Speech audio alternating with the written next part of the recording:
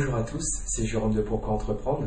Pour ceux qui ne me connaissent pas encore, je viens de terminer mes études et plutôt que d'accepter les offres d'emploi ou de stage que l'on m'a faites à la fin de mes études, j'ai préféré me lancer directement dans la création d'entreprise. Donc, à travers mon blog Pourquoi Entreprendre, je vais vous raconter mon expérience de création d'entreprise et comment je vais passer de la vie d'étudiant à entrepreneur. Donc à travers ce blog, je vais réaliser des vidéos comme aujourd'hui pour vous expliquer un peu ma démarche et également partager avec vous mes rencontres professionnelles que j'aurais faites sur le terrain, sous forme d'interviews d'entrepreneurs comme vous avez pu le voir jusqu'à maintenant. Donc aujourd'hui, l'objectif de cette première vidéo sera de vous expliquer la méthode et la démarche que je vais utiliser, qui n'est pas une recette toute faite, mais qui est une compilation des ressources que j'ai pu trouver sur Internet, que ce soit sur le site de l'APCE ou de mentors que j'ai pu lire ou que j'ai pu côtoyer récemment. Je ne sais pas, peut-être que vous connaissez lui.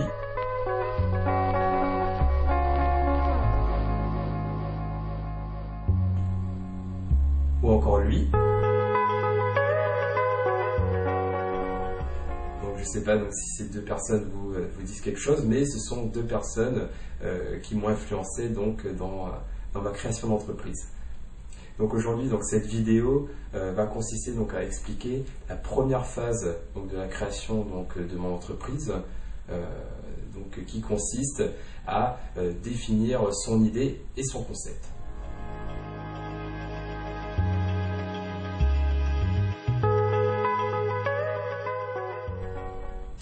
Donc avant de se lancer dans la rédaction d'un business plan, il est très important de bien définir son idée, ses attentes et ses objectifs dans un premier temps.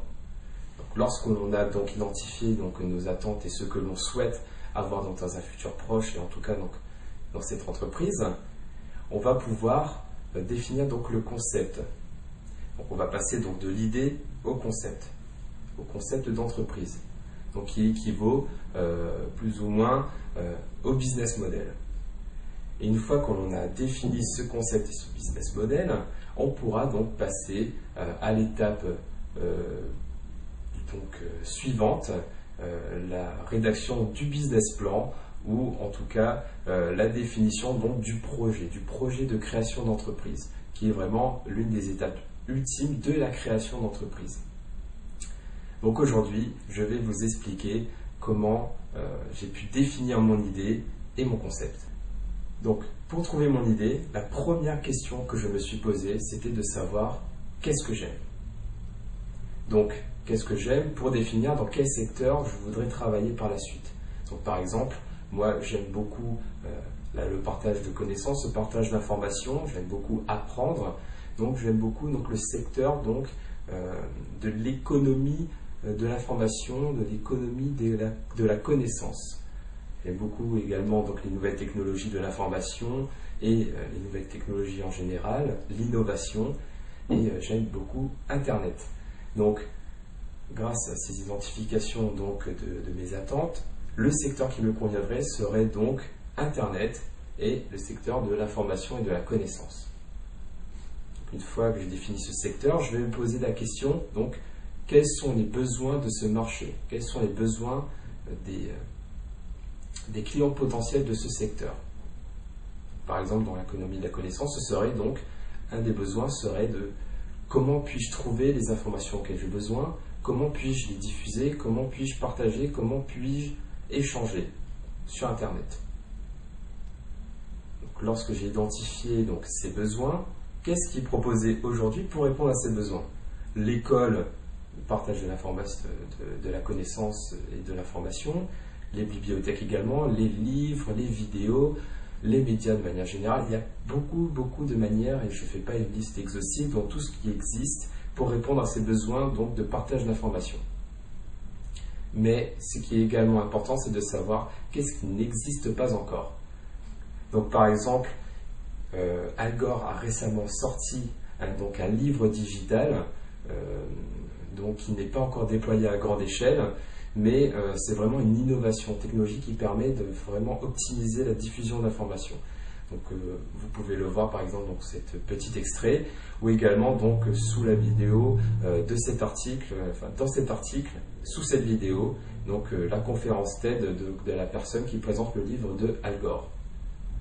Donc il y a également donc d'autres solutions un peu plus farfelues, par exemple implanter l'information directement dans le cerveau humain, ou encore faire comme dans Matrix, uploader directement l'information dans le cerveau, comme Neo qui apprend directement le kung-fu de manière instantanée, ou Trinity qui apprend à piloter un hélicoptère. Donc ces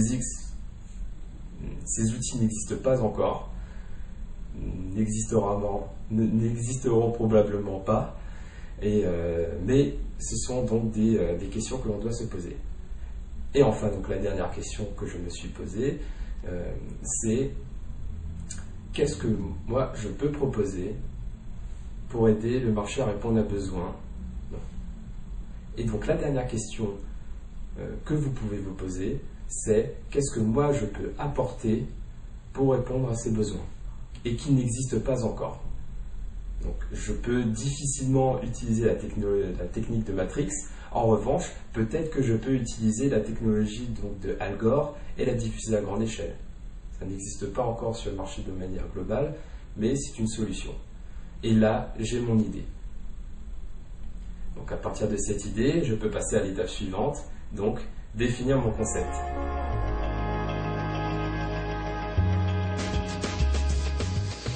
Après l'idée, donc le concept, comment vais-je définir mon concept? Pour cela, j'utilise une méthode, la méthode QQOQ-CCP. Alors, c'est quoi ce charabia? Je vais vous en dire plus. En fait, donc, cette méthode, c'est une méthode donc, pour se poser donc, les bonnes questions, pour essayer d'avoir une vision un peu globale donc, de notre idée. Donc, la première question, donc, c'est qui, ensuite quoi, où, quand, comment, combien, pourquoi. Donc je pose ces questions-là pour approfondir donc mon idée, pour faire d'elle un concept.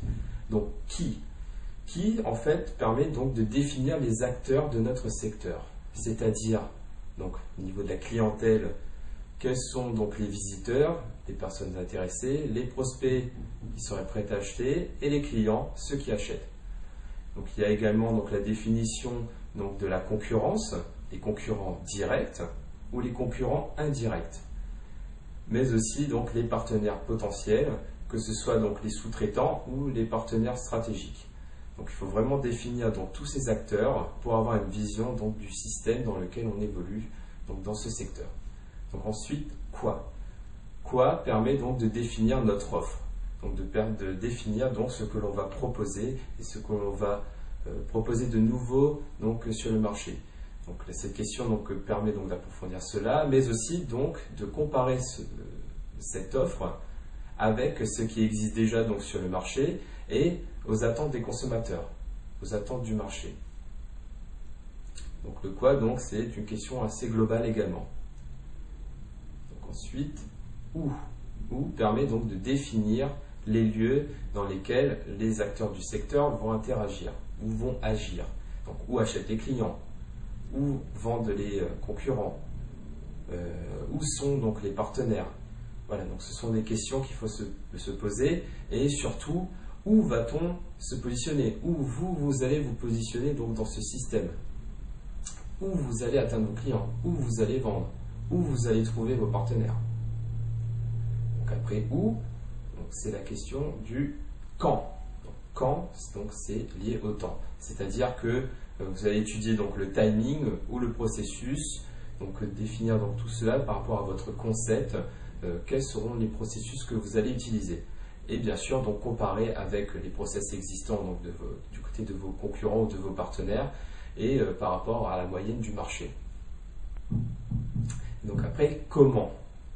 Comment permet donc de définir comment agissent les acteurs donc déjà existants sur le marché, donc analyser donc leur comportement, comment ils font, comment ils vendent, comment ils communiquent, comment ils interagissent, comment ils échangent.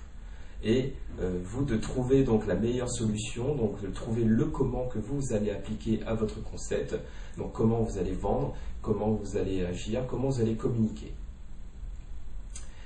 Et ensuite donc combien, donc c'est les chiffres globaux du marché, c'est quoi le marché, c'est combien, et les prix appliqués, donc, quels sont les prix de mes concurrents, quels sont les niveaux de prix, quels sont les paliers, et surtout, quel prix moi je vais fixer pour me positionner là-dedans, quels seront les paliers, quelles seront la gamme de produits que je vais proposer, la gamme de prix que je vais proposer. Et aussi, quelle part de marché, combien du marché vais-je prendre ou prétendre à prendre pour donc définir mon concept.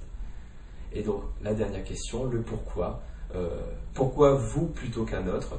Pourquoi vous faites cela? Donc ce sont des questions que vous devez vous poser pour vous donner une raison d'être. Pourquoi venez-vous sur ce secteur du marché? Voilà, ces questions sont vraiment essentielles car la synthèse des réponses de toutes ces questions vous permet donc d'avoir une première idée de votre concept. Ça permet donc de définir une base, la base du concept, qui évoluera bien entendu au fil du temps, notamment donc au cours de la recherche documentaire ou de la recherche terrain que vous allez faire par la suite. Mais voilà, c'est la base. Donc là, nous avons pu identifier donc, dans un premier temps l'idée et ensuite le concept.